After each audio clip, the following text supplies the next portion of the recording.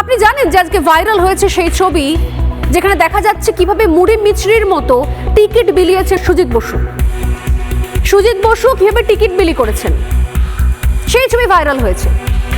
আর সাধারণ মানুষ, সাধারণ বাড়ির ছেলেরা মেয়েরা তারা টাকা পয়সা জমিয়ে 10,000 5,000 টাকার টিকিট কেটে, কেউ কেউ 15, 20, 30, 40 হাজার টাকার টিকিট কেটে তারা মেসিকে এক ঝলক দেখতে পাননি। এরপরেও কলকাতার মানুষ লজ্জিত, কিন্তু মমতা বন্দ্যোপাধ্যায় লজ্জিত নন বোধ হয়।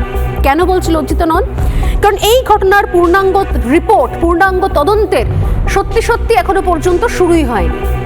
উনি বলছেন তদন্ত করা হচ্ছে, কিন্তু সেই তদন্তে তো আগে এই দুটো মাথা ধরা উচিত ছিল, অরূপ বিশ্বাস এবং সুজিত বসু। আজ পর্যন্ত তাদের বিরুদ্ধে কি কি পদক্ষেপ নেওয়া হয়েছে?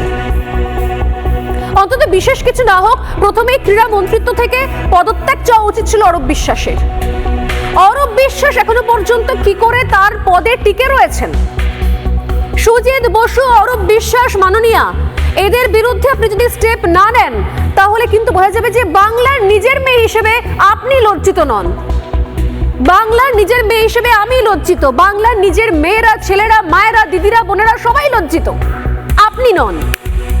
যদি আপনি এখনো পর্যন্ত ভাবেন যে প্রতিবারের মতো এবারে অন্য কারোর ঘাড়ে বন্দুক রেখে আপনি অরূপ এবং সুজিতকে আড়াল করে নেবেন, তাহলে অত্যন্ত ভুল ভাবছেন। বারবার বিভিন্ন লোকজনকে আড়াল করে, বিভিন্ন লোকজনকে বিপ্লবী বানিয়ে পার পাওয়ানো যায় না।